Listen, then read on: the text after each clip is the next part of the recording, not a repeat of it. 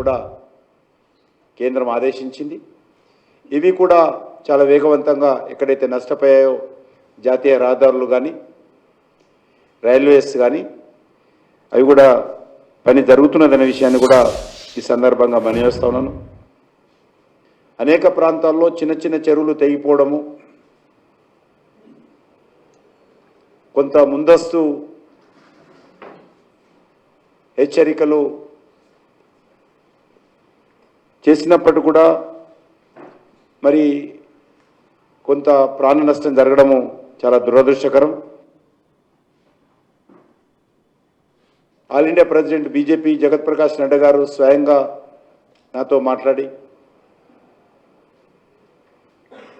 వివరాలన్నీ తెలుసుకొని బీజేపీ కార్యకర్తలందరూ కూడా తాత్కాలికంగా ప్రజలకు ప్రభుత్వ యంత్రాంగం కోసం ఎదురు చూడకుండా స్థానికంగా ఎక్కడికక్కడ బాధితులను ఆదుకోవాలి,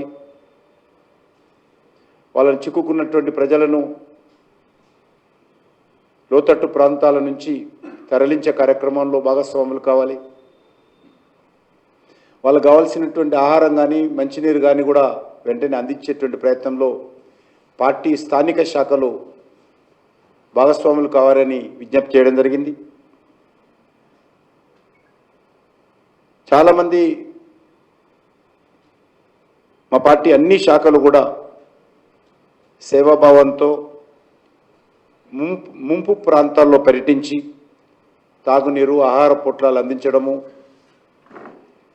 తాత్కాలికమైనటువంటి షెల్టర్స్ ఏర్పాటు ప్రభుత్వ యంత్రాంగానికి సహకరించడము, సురక్షిత ప్రాంతాలకు తరలించడం లాంటి కార్యక్రమాలు మా పార్టీ స్థానిక శాఖలు చేయడం జరిగింది.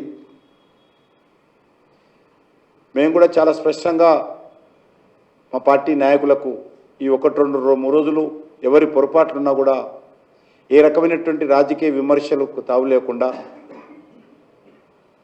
మనము ఈ ప్రకృతి వైపరీత్యం వచ్చిన సందర్భంగా అది చిన్నదైనా పెద్దదైనా మనము సేవాభావనతోటే ఉండాలనే విషయాన్ని చెప్పడం జరిగింది.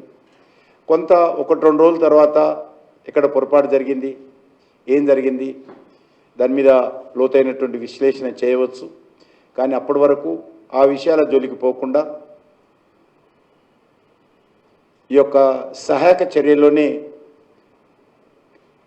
భాగస్వాములు కావాలని చెప్పి కూడా నేను మా శాఖలన్నింటిని కోరడం జరిగింది.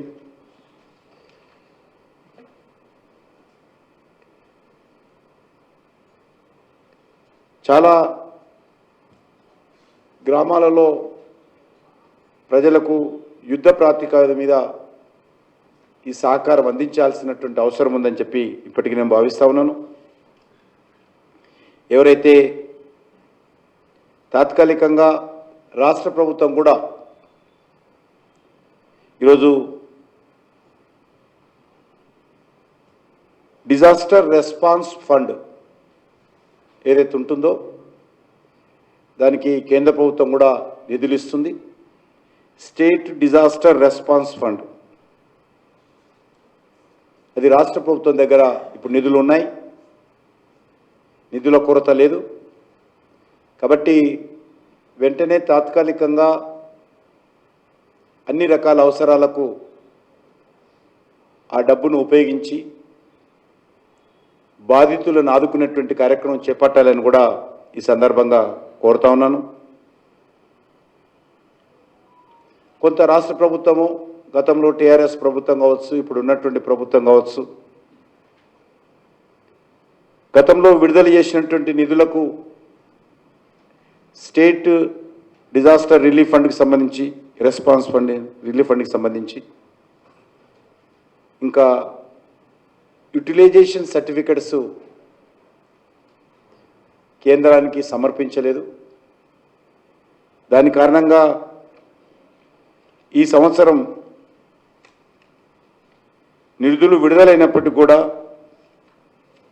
రాష్ట్రానికి అది చేరుకోలేదు. ఈ విషయం నేను హోమ్ సెక్రటరీతో మాట్లాడాను. ఇప్పటికి ఉన్నటువంటి డబ్బు అయిపోతే యూటిలైజేషన్ సర్టిఫికెట్ ఇవ్వకుండా కూడా ఆ డబ్బులు తాత్కాలికంగా ఎమర్జెన్సీగా పంపే విధంగా చర్యలు తీసుకోవాలని చెప్పి కూడా రిక్వెస్ట్ చేశాను. ఇది